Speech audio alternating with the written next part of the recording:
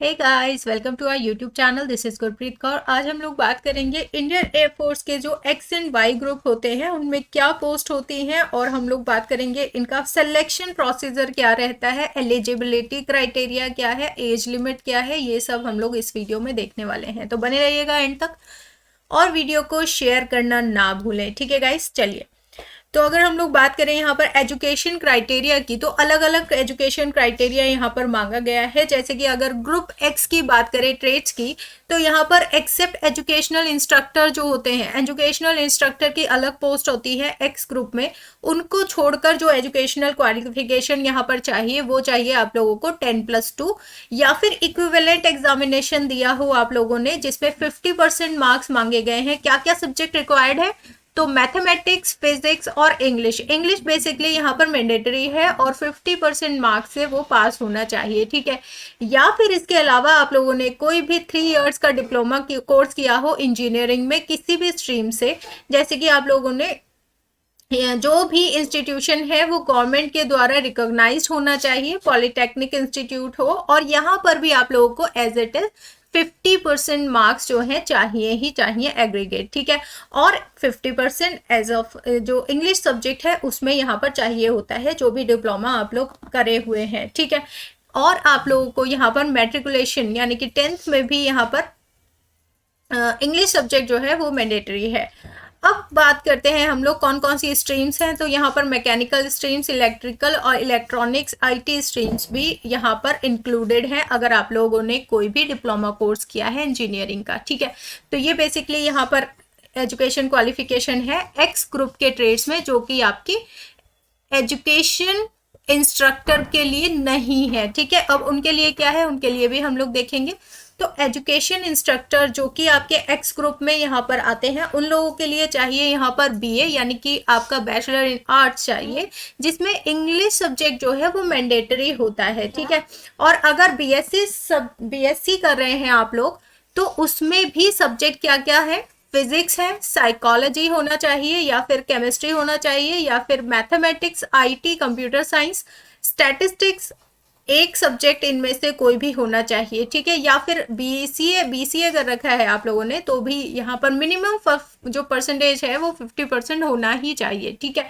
BEd की degree है तो भी आपको मिनिमम परसेंटेज यहाँ पर 50% होना चाहिए, जो कि गवर्नमेंट रिकॉग्नाइज्ड इंस्टीट्यूट से आप लोगों ने किया होगा। ग्रेजुएशन इन बीएड जो है वो आपका यहाँ पर ये और रिकॉग्नाइज्ड यूनिवर्सिटी से यूजीसी या फिर एनसीटीई यहाँ पर आप लोगों से मांगा जाता है, अगर आप लोग बात करें एजुकेशनल इंस्ट्रक्टर की। ठीक है। और इन लोगों के इन्हीं डिग्रीज के यानी कि एमए और बी आपका एमएड भी मांगा जाता है, तो वो अगर आप लोगों का बीए बीएड है वो भी आप लोग फॉर्म भर सकते हैं। ठीक है। अब अगर हम लोग बात करें ग्रुप वाई में, तो यहाँ पर आपकी जो मेडिकल असिस्टेंट्स होते हैं या फिर म्यूजिशियन होते हैं, उनके अलावा जो ग्रुप वाई के ट्रेड में यहाँ पर जो जॉब्स निकलते हैं, उनके लिए एजुकेशनल क्वालिफिकेशन जो मांगी गई है वो यहाँ पर सेम 10+2 मांगी जाती है, या फिर इक्विवेलेंट आप लोगों के पास यहाँ पर एजुकेशनल सर्टिफिकेट होना चाहिए, और 50% मार्क्स जो है यहाँ पर भी मैंडेटरी है। प्लस इंग्लिश सब्जेक्ट में आपको 50% मार्क्स से पास होना ज़रूरी है। तो ये आप लोगों का एजुकेशन क्वालिफिकेशन रहता है। वाई वी जो ग्रुप वाई है उसमें आपका म्यूजिशियन ट्रेड के लिए क्या क्वालिफिकेशन मांगी जाती है, तो मैट्रिकुलेशन 10th क्लास जो है यहाँ पर पास होनी चाहिए या फिर उससे इक्विवेलेंट। ठीक है। मिनिमम पासिंग मार्क्स जो होंगे वो वही 50% आप लोगों के होने ही चाहिए, और कोई वोकेशनल कोर्स कर रखा है, जैसे कि आप लोगों ने ट्रम्पेट, बैस, वायलिन, और आपका यहाँ पर कोई भी यहाँ पर जो आपका वोकेशनल कोर्सेज होते हैं उसमें एटलीस्ट 50% मार्क्स से आप लोगों का ये कोर्स होना चाहिए। ठीक है। और अगर हम लोग बात करें मेडिकल असिस्टेंट ट्रेड में जो ग्रुप वाई की वैकेंसीज होती हैं, उसके लिए भी यहाँ पर मांगा जाता है 10+2 या फिर इक्विवेलेंट। ठीक है। और जिसके अंतर्गत फिजिक्स, केमिस्ट्री और बायोलॉजी एंड इंग्लिश जो है आप लोगों के सब्जेक्ट होने चाहिए, और उसमें भी 50% मार्क्स के साथ आप लोगों का जो रिजल्ट है वो आना चाहिए। ठीक है। 50% मार्क्स मैंडेटरी है इंग्लिश के लिए, ये आप लोगों को ध्यान रखना है। ठीक है।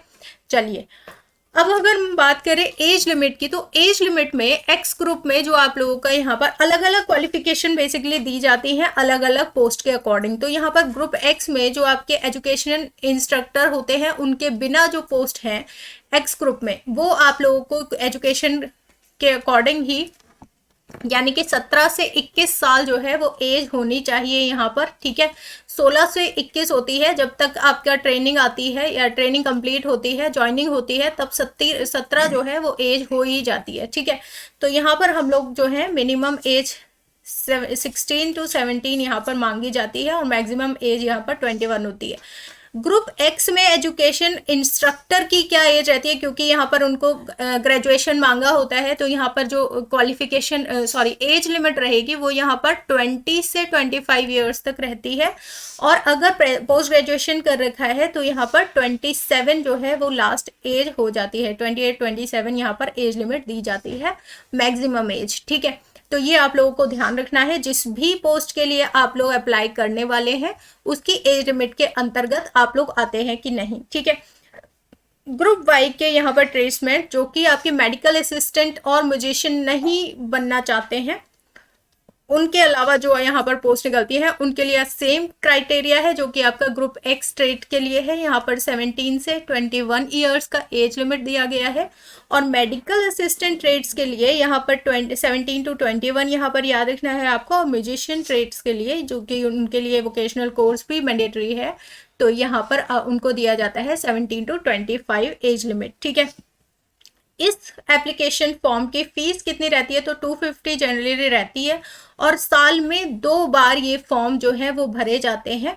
तो आप लोग कितनी भी बार इस फॉर्म को फिल कर सकते हैं, मतलब कि ऐसा कुछ मैंडेटरी नहीं है कि आप लोग इस फॉर्म को 6 बार या 7 बार इतनी बार ही भर सकते हैं, ऐसा कुछ नोटिफिकेशन में तो नहीं दिया होता है। वैसे फिजिकल फिटनेस टेस्ट जो होता है उसमें भी आपका अकॉर्डिंगली दिया जाता है, जैसे कि आपके north eastern and hill states के लिए थोड़ी सी कंसेशन दे दी जाती है, क्योंकि वहाँ पर जो है हाइट जो है वो थोड़ी कम रहती है। नॉर्थ ईस्टर्न और हिल स्टेट्स कौन कौन से आते हैं, तो यहाँ पर गोरखास, कुमायूं जो आपका यहाँ पर उत्तराखंड वाला क्षेत्र है, ठीक है, गढ़वालीज और यहाँ असमीज, ये सभी लोगों के लिए यहाँ पर छूट दी गई है। स्टेट कौन कौन से आते हैं, तो यहाँ पर नागालैंड, मणिपुर, मिजोरम, मेघालय, अरुणाचल प्रदेश, त्रिपुरा, सिक्किम, हिली स्टेशन और उत्तराखंड यहाँ पर आएंगे, ठीक है। अदर स्टेट्स के लिए यहाँ पर जो हाइट दी जाती है 165 जो है वो मिनिमम है, यहाँ पर 165 सेंटीमीटर, ठीक है। कौन लोग इस फॉर्म को फिल कर सकते हैं, एज क्राइटेरिया मैंने आप लोगों को बता दिया है। दूसरी बात, यहाँ पर अनमैरिड मैन जो है यहाँ पर आप लोग के फॉर्म जो है वो भर सकते हैं, ठीक है, अनमैरिड मेल कैंडिडेट्स।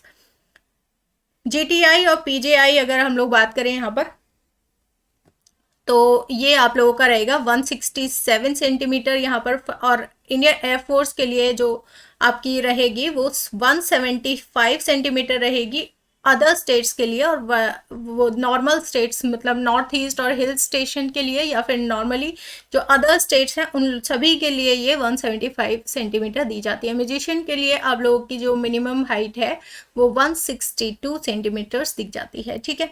चलिए, तो यहाँ पर अगर हम लोग मेडिकल फिटनेस की बात करें तो यहाँ पर जो विजुअल एक्विटी दी जाती है वो 6/12 आप लोगों को होनी चाहिए, 6/6 ईच आई, ठीक है। तो ये आप लोगों को मैंडेटरी मांगा जाता है। एजुकेशन इंस्ट्रक्टर की थोड़ी सी यहाँ पर 6/36 जो है होनी चाहिए, ठीक है। अगर हम लोग बात करें यहाँ पर मतलब प्लस 2.0 से -2.0 से +2.0 तक हो सकती है, ये आप लोग देख सकते हैं इसकी पावर कितनी है, ठीक है। और अगर हम लोग बात करें हाइट, तो हम लोग बात कर चुके हैं, जैसे भी आप लोगों को अकॉर्डिंगली दी जाती है। और आप लोगों का यहाँ पर सारा मेडिकल फिटनेस जो है वहीं पर उन लोगों के सेंटर्स में ही चेक किया जाता है, ठीक है।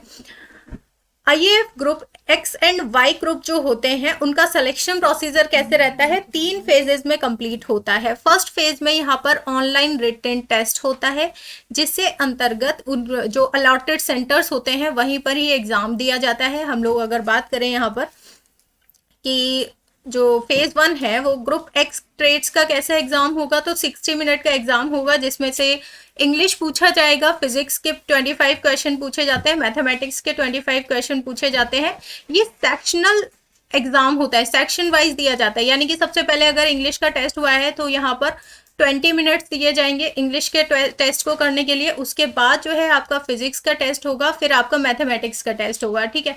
तो टोटल अगर हम लोग क्वेश्चंस की बात करें तो यहाँ पर आपके 70 क्वेश्चंस रहते हैं ग्रुप एक्स ट्रेड्स के लिए। ग्रुप वाई ट्रेड्स के लिए यहाँ पर 45 मिनट दिए जाते हैं, जिसमें आप लोगों का सेम 20 क्वेश्चन आप लोगों का इंग्लिश में रहता है। रीजनिंग और जनरल अवेयरनेस, जिसको हम लोग रागा भी बोलते हैं, उसके 30 क्वेश्चन आते हैं, यानी कि टोटल यहाँ पर 50 क्वेश्चन आएंगे।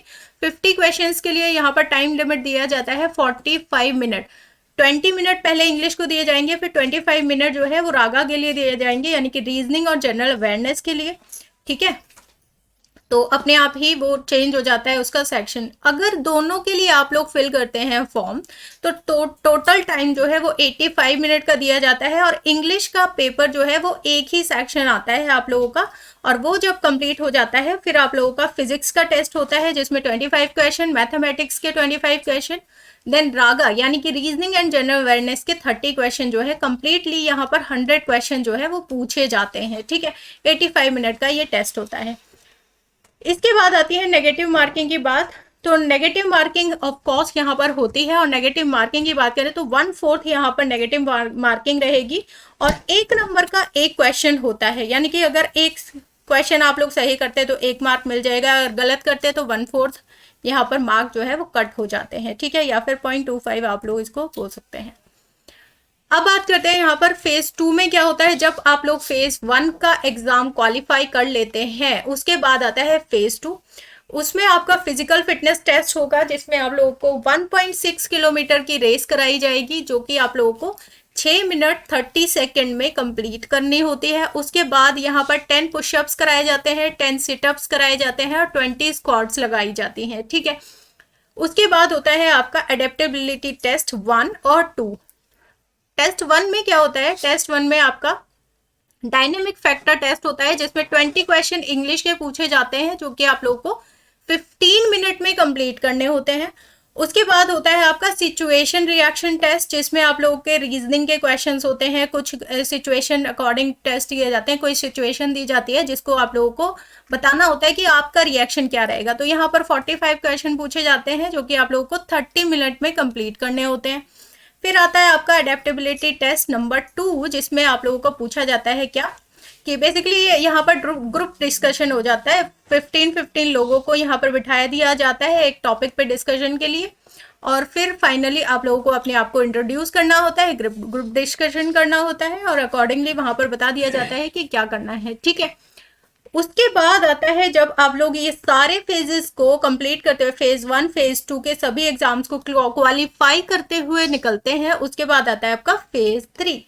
फेज 3 के अंतर्गत आप लोगों का मेडिकल फिटनेस टेस्ट होता है, और यहाँ पर आपके जो सेंटर्स होते हैं, मेडिकल सेंटर्स होते हैं IAF के द्वारा, वहीं से ही ये आपका टेस्ट किया जाता है। सैलरी की बात करें तो अच्छा खासा यहाँ पर सैलरी पैकेज भी दिया जाता है, और उसके बाद ही जो है पर्क्स भी दिए जाते हैं एक्स्ट्रा। तो जब तक आपकी ट्रेनिंग चलती है तब तक 14,600 रुपये आपको सैलरी दिया जाता है, और TA DA ये सब अलायंस जो है वो दिए जाते हैं।